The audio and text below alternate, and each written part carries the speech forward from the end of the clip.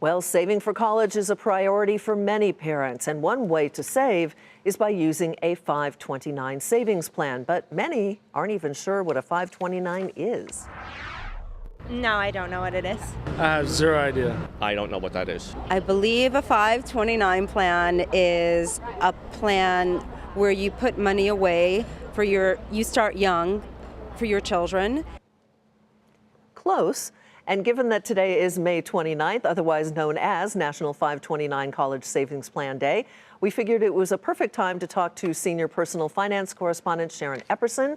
And for those who don't know, Sharon, what exactly? She was very close. She was very close. A 529 plan is an education savings tool that parents or anyone actually can use to save for qualifying higher education expenses like tuition, room and board, books, internet access, computer supplies. It is anyone who can set it up, which is a lot of people don't realize, and the beneficiary can be anyone. There are no income limits, and the beneficiary can be your child, can be yourself if you decide to go back to school, can be a grandchild, a niece.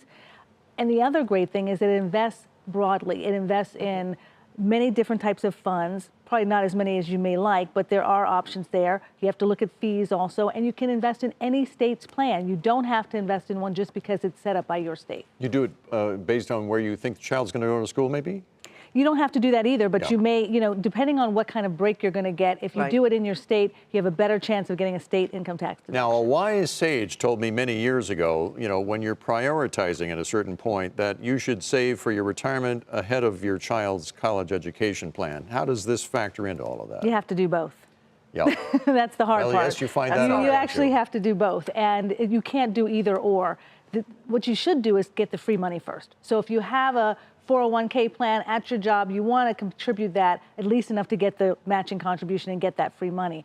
But then you have to also think about how you're going to save for your child's education. And just $100 a month, if you start when the child is born for 18 years, you'll have $21,600 saved. And if that money grows at 5%, you could easily have $35,000 saved for at least 1 year of college, maybe a little bit more. What about financial aid? Because a lot of kids want to get student loans or qualify for financial aid.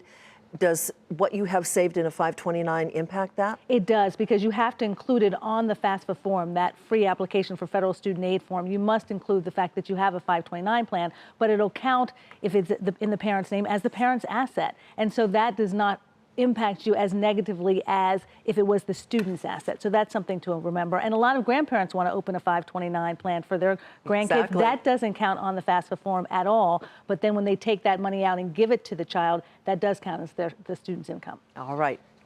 You're done. I'm done. You still have to worry about that. I still have to worry about that. Thanks, Sharon, Yes, so I much. do. Sharon Epperson. Sure.